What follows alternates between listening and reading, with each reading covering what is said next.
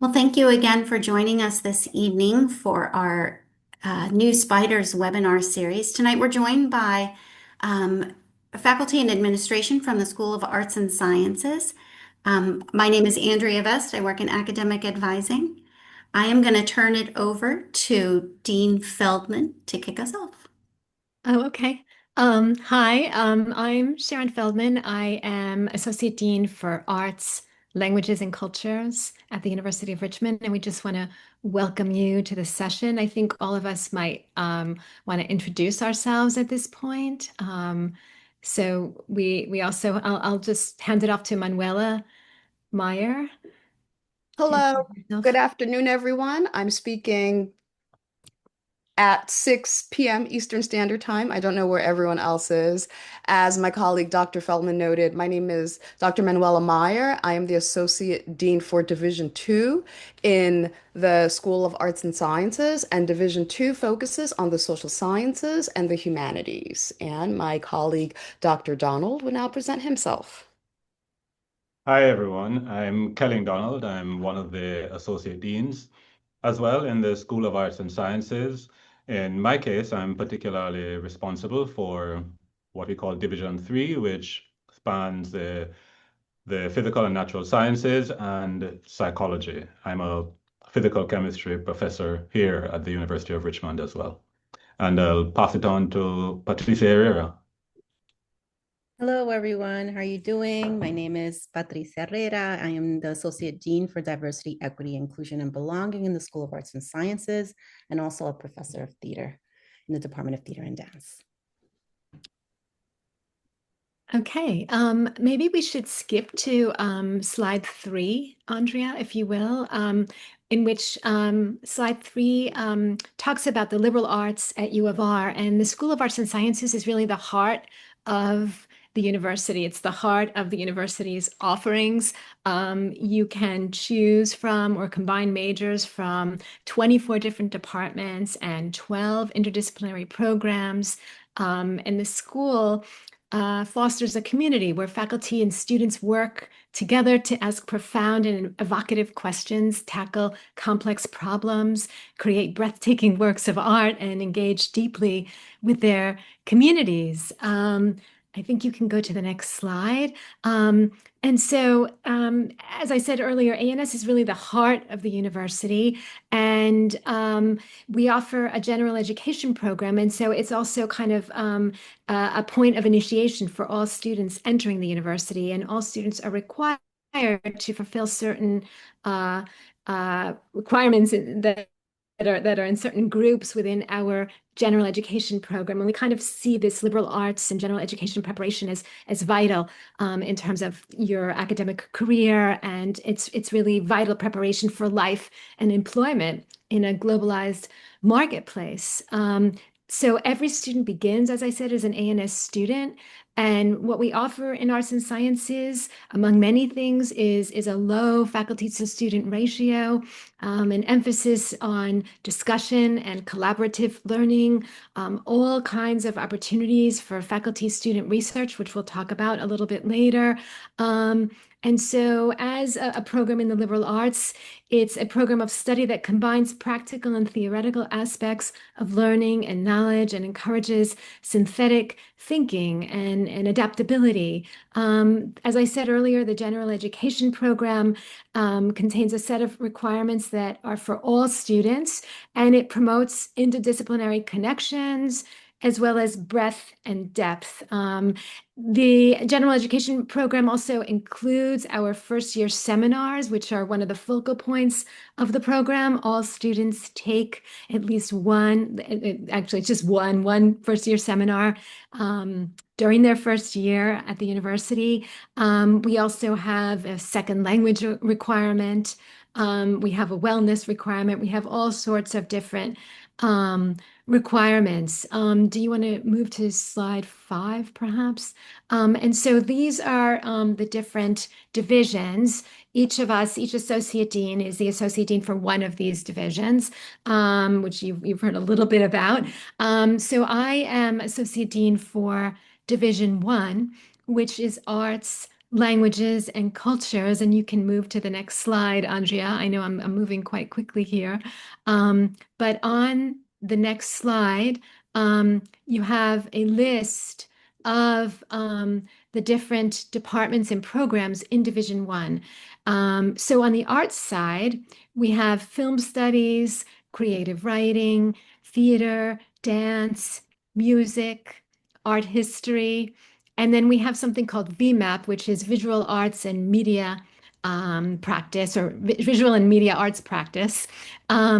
We also offer an advising program for students interested in pursuing postgraduate studies in architecture. And we currently have a concentration in arts management. Many of our students in the arts go on to enjoy successful careers. For instance, we've had recent graduates who are working in professional dance, or in the creation of graphic novels, or the creation of, we even have a former student who's a cartoonist for The New Yorker. And we have had students actually go on to win Tony Awards for their work in music, theater, and dance. So we're a liberal arts college, but we have the faculty and facilities in the arts that are comparable to what one might find at a conservatory or an art school. And students receive academic credit for just about all their work in the arts, from music lessons to ensemble musical performance, to theater productions, to dance performances. Even if you work as a seamstress in the costume shop, you can receive credit for that work. And our programs in the arts encourage self-expression and creativity. They help students build confidence, as well as a sense of individual identity and well-being. And we're also just very mindful of the fact that studies in the arts also help students to develop critical thinking skills and the ability to interpret the world around us, which sort of brings me to the other part of my division, which is languages and cultures. And so in this section of the division, we offer programs in classical studies, including Greek, Latin, classical civilization, and archaeology. We also offer English, that would be, British, post-colonial, and American literature. We offer a program in Spanish. The department is actually known as Latin American, Latino, and Iberian Studies. And we offer a program in Portuguese, which we call Luso-Brazilian Studies. We also have Arabic, Chinese, French, German, Italian, Japanese, and Russian. And we have had historically some courses in Catalan and Galician literature.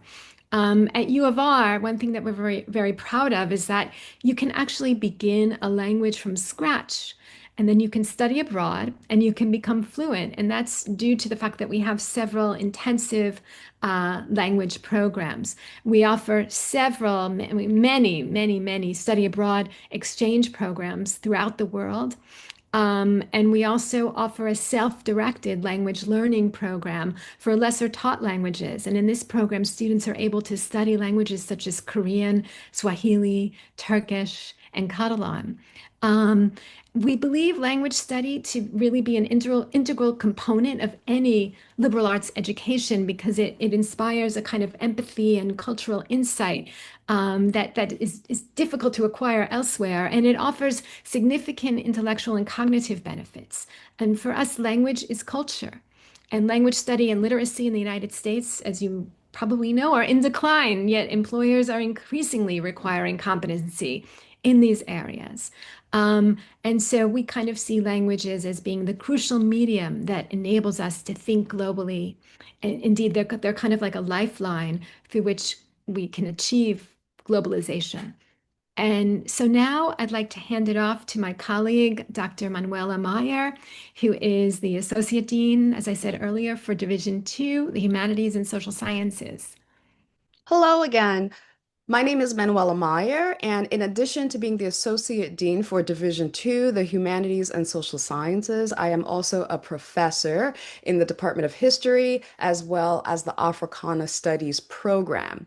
So what I would like to do at the outset is to just provide a brief description that makes a distinction between the humanities and the social sciences, given that the distinction is not always immediately clear.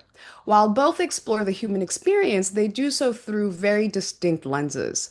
In the first part of this webinar, I will provide an overview of their respective approaches, areas of study, and potential career paths to help you, and by you I mean the students on this webinar, think more holistically about your interests and goals. I will conclude by highlighting how both disciplinary and interdisciplinary study are central to a UR education, using one department as an example of how these approaches are successfully integrated. So, first and foremost, what are the humanities? Through the critical study of areas and fields such as politics, history, philosophy, among others, humanities allow us to develop a deeper understanding of the human condition and how it is documented. While a focus on the power of human expression and shared experiences, the humanities provide an opportunity to cultivate empathy and create dialogue between people of different beliefs and perspectives. Unlike the social sciences, which focus on observable patterns, humanities focus on abstract or theoretical ideas when examining everything from ethics and philosophy to how to live a life of meaning. Students of the humanities primarily employ a qualitative research approach, making analytical or speculative interpretations regarding the traditions and cultures of the past and present. So you might ask yourself, what do I do in the humanities then if I major in these various departments, right? Such as education, excuse me, such as education, as well as history and philosophy. So, the critical thinking, communication, and interpersonal skills that you develop by earning a humanities degree may be applied to a wide variety of career paths depending on your preferences and goals. For example, if you are interested in teaching at the preschool, elementary, or high school level, you will have a chance to put your skills in communication, empathy, and resourcefulness to good use. If you are interested in the fields of rhetoric and communication studies, you might be interested in being a copywriter, editor, author, journalist, public relations professionals, or communication specialist. If you are passionate about history, which I was during my undergraduate days and still am, you may want to pursue a career as an archivist, curator, or museum technician. These professions all require sound organizational, research, and analytical skills, which are critical in determining the origin, history, and relevance of records, documents, and the like. So now to social sciences. So, social sciences is really the study of how humans behave and interact within societies, and key branches include political science, sociology, and anthropology. Social scientists investigate government, the economy, family structures, and social institutions to gain insight into what drives human behavior and what conditions allow people to flourish.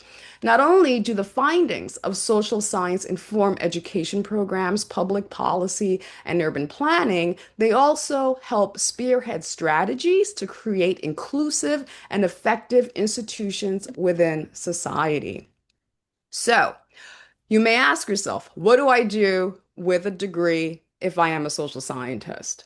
So it's important to note that social scientists, similar to humanities majors, engage in a wide variety of professions. For example, if you are interested in helping others prevent and cope with challenges in their everyday lives, in-demand roles that you may want to pursue include social worker, social and community service manager, and substance abuse, behavioral disorder, or mental health counselor.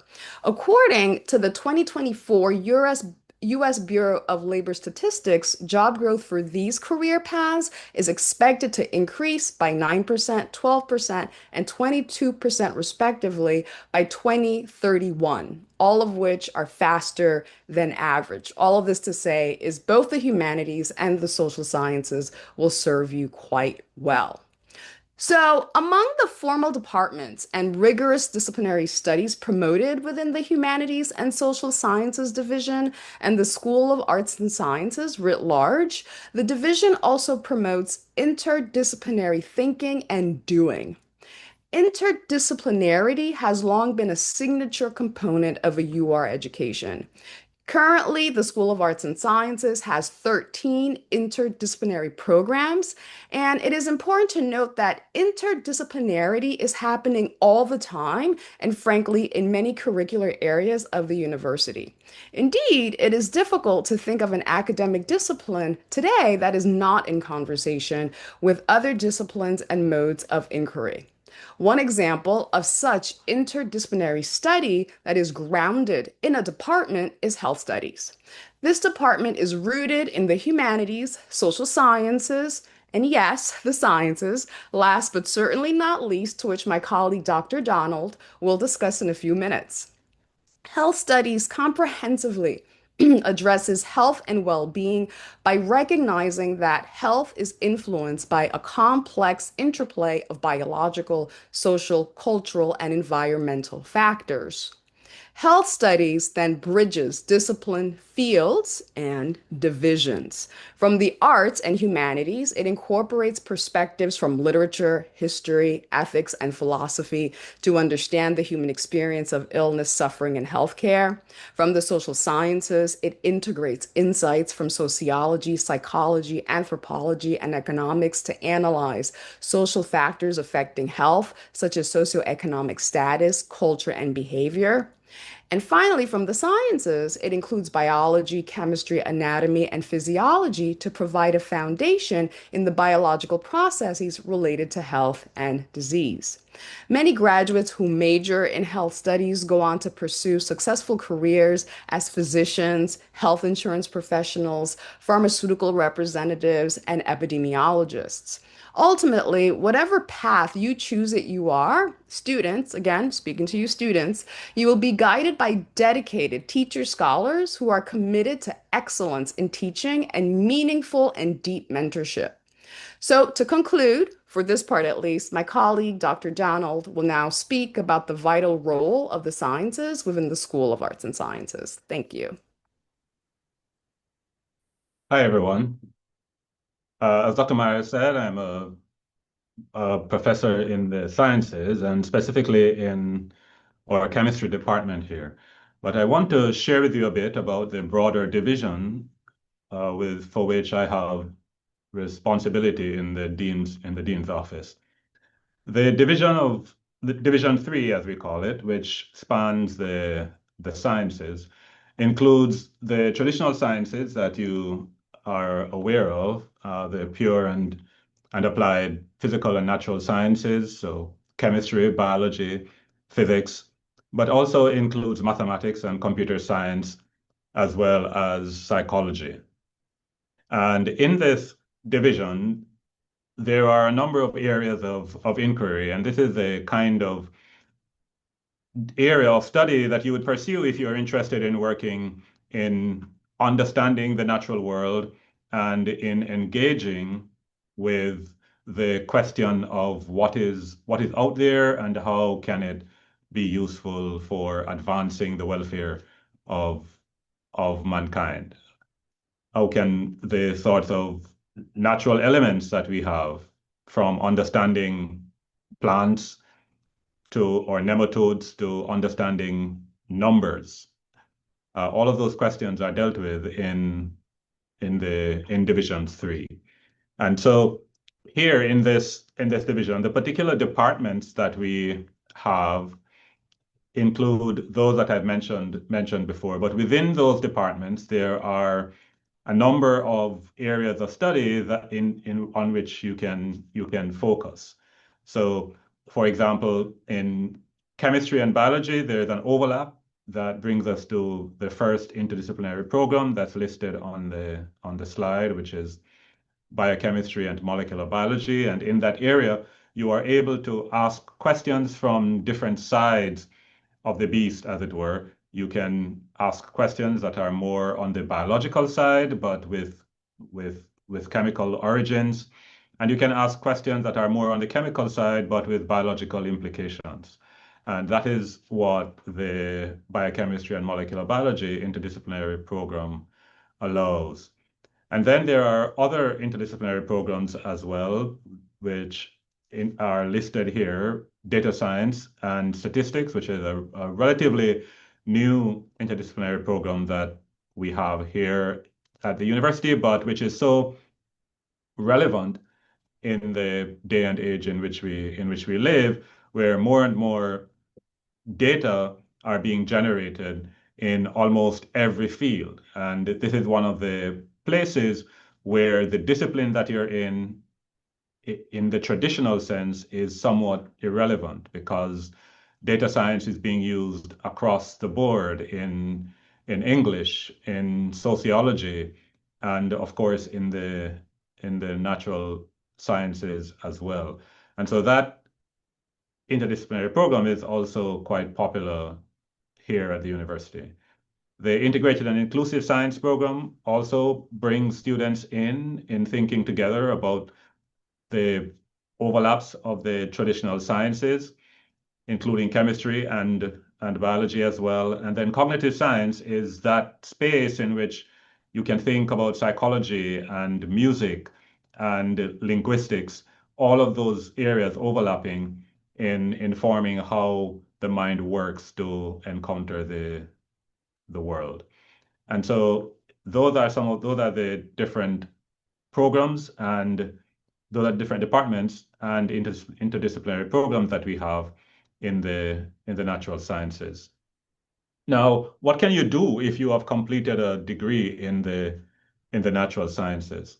Well, there are any number of options, and these include, for instance, working in research. There are any number of research questions that are actively being discussed nowadays. The question of going outer space, for example, is one question that is still demanding research. The question of finding drugs that might be useful in treating any number of diseases is also an area of research and innovation that is pressing upon us.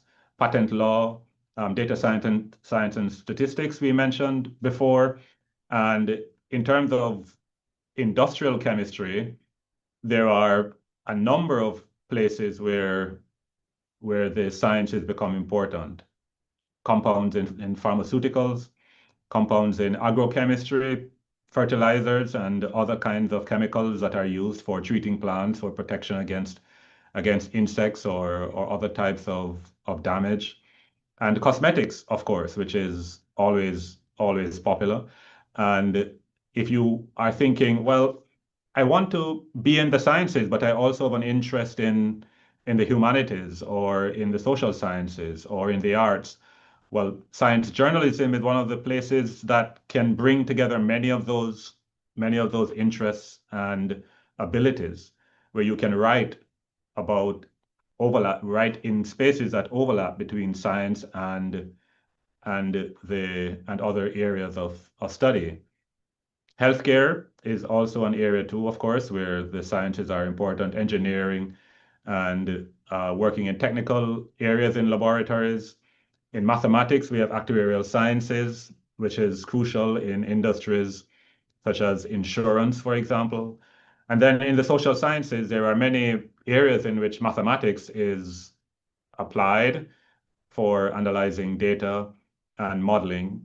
And then, of course, in public service, with the recent pandemic, I think many of us have seen the important role that persons who have an understanding of the sciences can play in helping the public to understand what is happening in the broader society. And then, of course, consulting too is one of those areas that draws on many abilities, skills, and talents. Now, if we can move to the next slide, I will hand over to Dr. Meyer to talk a bit about declaring a major or minor, and then I will come back to talk to you a bit more about other aspects of the university. Thank you, Dr. Donald. So hello again. So I want to just talk just a little bit about declaring a major or a minor at the University of Richmond. So I think in all my years at the university, which is many now, I lose count. I think it's since 2009. I have found that many University of Richmond students have double majors, two minors, and all permutations of the sort, correct? So all of this to say that once you get to the University of Richmond, you have a rich academic buffet from which to actually choose from, and you're going to be aided with deep advising as well as mentoring from professors who may serve as your formal advisors, but also serve as your informal advisors from the moment you stepped on campus to the minute that you graduate. So, ultimately, how does this work programmatically? Students have the option to declare at the end of the first year. So, again, students who have completed their first year are eligible to declare a major or more than one major and a minor, including transfer students who have completed their first year of college. Once they declare their major or two, the first major that they fill out on the registrar's page, they will be very much selected an advisor, which will work with them on their academic planning and program, not only about the courses that they take, but also programs and or internships or study abroad opportunities that they might also want to explore. It's important to note that at the university, we really encourage students to declare during their sophomore year and expected to have declared by the end of the sophomore year. Why? It's for students to actually peruse and explore and actually engage in a practice and a habit of inquiry. Because sometimes our first options that we are readily drawn to may not actually be the ones that we stick with all throughout our time at the university. And finally, through through the declaration of a major or majors or minors, if you will, students also work on various research and independent study projects. And this is something that advisors and professors who can be formal or informal advisors actually work with students on. And each April, we actually celebrate our diverse community of learners at the A&S Student Symposium. And this is a showcase of student-led research projects from nearly 30 disciplines in the arts, humanities, sciences, and social sciences. So ultimately, many students and parents and families ask, so wait a minute, so what exactly is research and what exactly does this mean? Because oftentimes we think of research really as being confined to the sciences. Ultimately, I want you to take away the following. Undergraduate research, scholarship, and creative inquiry is fundamentally a pedagogical approach to teaching and learning. With an emphasis on process, undergraduate research is a mentored investigation or creative inquiry very much conducted by students, first and foremost, that seeks to make a scholarly or artistic contribution to knowledge. In other words, you students, again, you as students, get to participate in the process of knowledge creation. Okay? So at this juncture, I'm going to segue back to Dr. Donald, who will talk more specifically about the A&S Honors Convocation and Student Symposium. Thank you. Thank you, Dr. Meyer. So once students have had the opportunity to do work with faculty in research in various ways and in various disciplines, we have a number of opportunities for students and faculty to showcase that work. During the semester or during summers, it's possible for faculty and students to be supported by the university, by the School of Arts and Sciences, to travel to present their work at external conferences and sessions in the discipline so that the work that's being done at the university can be shared more broadly outside of the university. But we also create opportunities to celebrate the work that students do, and that takes place in one form at the end of the academic year in April as the honors convocation for which a picture is shown here. And most of the persons in the picture on the left are students who have received awards for work that they have done in collaboration with faculty members on a range of topics. And I'll share with you some of the topics that students have worked on over the last few years in a bit. But this event is a marquee event for the School of Arts and Sciences, and it's a chance to celebrate students and the academic partnership that takes place between students and faculty. And for honors convocation, it's usually targeted towards students who are close to the end of their academic experience here at the University of Richmond, often seniors. But across the board, we acknowledge students who, through writing papers or through production in the arts, through photography or through film or lighting, for example, have shown themselves to be extraordinary in engaging as young intellectuals in their respective fields. And of course, several students too in the sciences are involved as well. Along with the A&S convocation, which takes place in the middle or near the end of April every year, we also have the Student Symposium, which is an opportunity for students to be able to say a bit and to show actually through posters or through other media what they have been working on. And so here on the right in the picture, we see one student talking to visitors to her poster about the research work that she has done. It's not easy to see, but this is a biology poster where she is talking about some of the work that she has done, possibly on an enzyme. And the opportunity that is provided by a student symposium is developmental in many ways. So students get a chance to own their skills as presenters and their ability to be able to describe their work to general audiences. And it's also an opportunity too for faculty to be able to encourage students and to provide feedback as well for future presentations and to think about how to move forward with the work that they are doing. And so honors convocation and the A&S symposium are great opportunities on campus to showcase work that students do. And I should emphasize that the presentations made at the symposium are all presentations by undergraduates, not by their mentors. So it's a really hands-on kind of experience for students. On the next slide, we have some sample topics that have been topics for presentation that have been delivered at the symposium. So we have, for example, a talk from film studies on a sense of place, which featured a short film about the pandemic experience.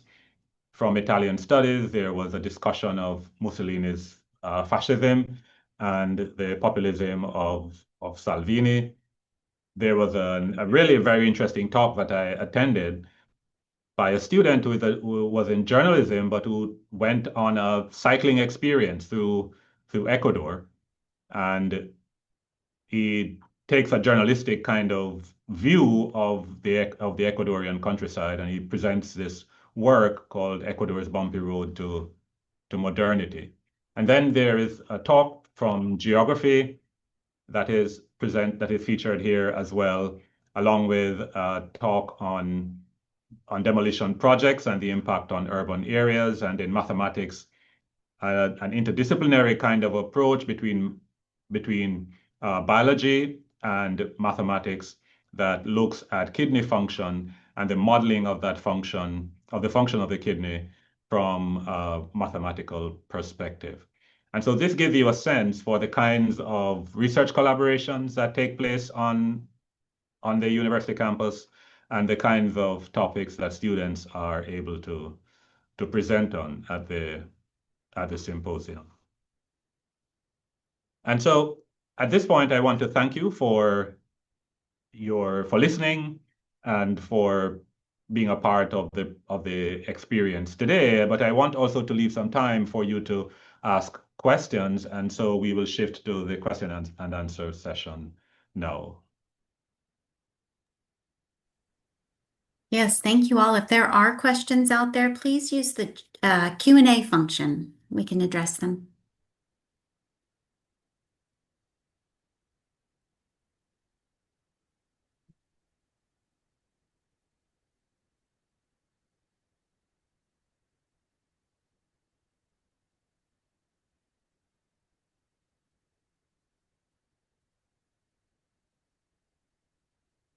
Okay, we'll seeing no questions at this time. I think there is one There's- for wonderful. PPEL. I think there is one question. Yeah, there are now two. Could Okay. you talk a little bit about PPEL? Wonderful. Sure. So this is a major, and it's the politics, economics, and law program. And it's one of our fast-growing majors. And it's a major that attracts students that are very much engaged in public policy and the public sphere. And there are different tracks within the major in and of itself. And specifically, there is the philosophy track and there is the politics track. Given that the economics track is reserved for the business school, and since we do not have undergraduates invest heavily in the law program, what we do is provide them with a pre-law advisor if they are interested in that path, meaning that if they want to go into law or legal studies or things of the like.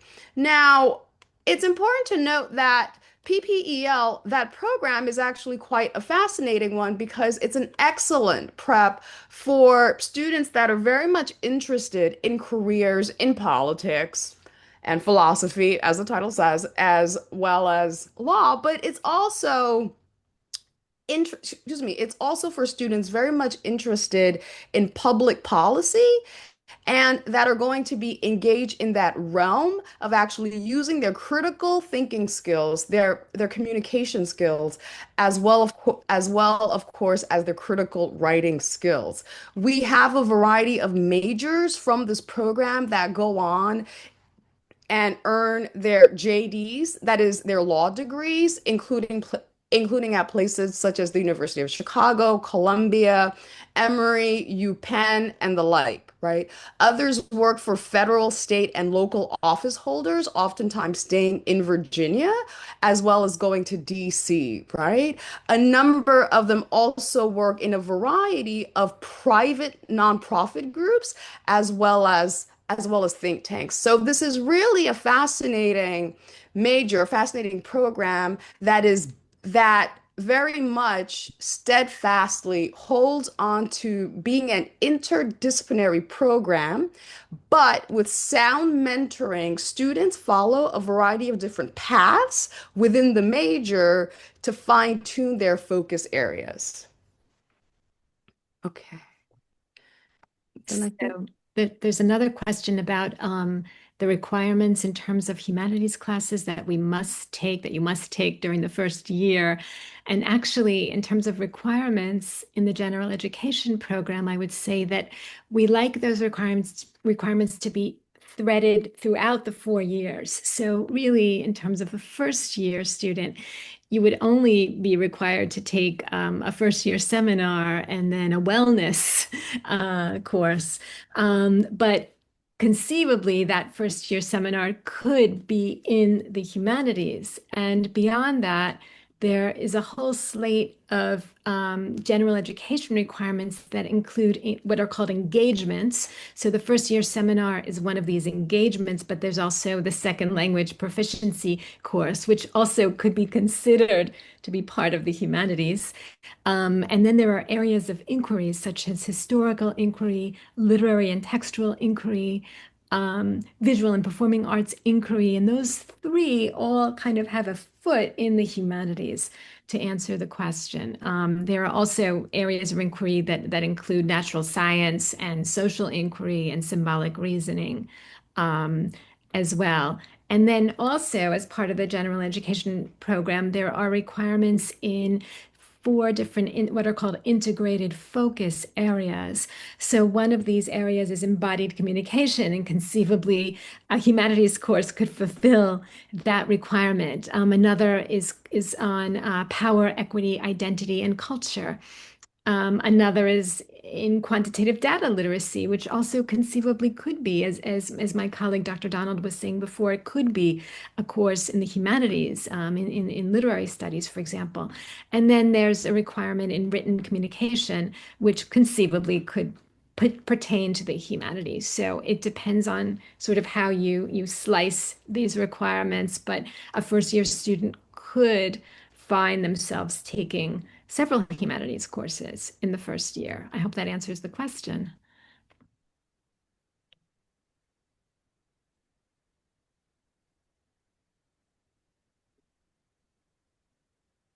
Sure. We probably have time for one more, unless we aren't seeing any more in the Q&A.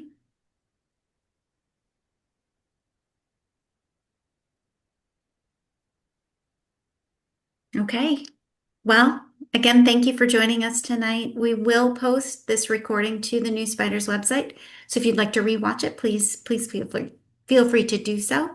And then I would invite any future questions, please feel free to email me in academic advising or any one of our panelists tonight. Thank you so much. Thank you. Take care.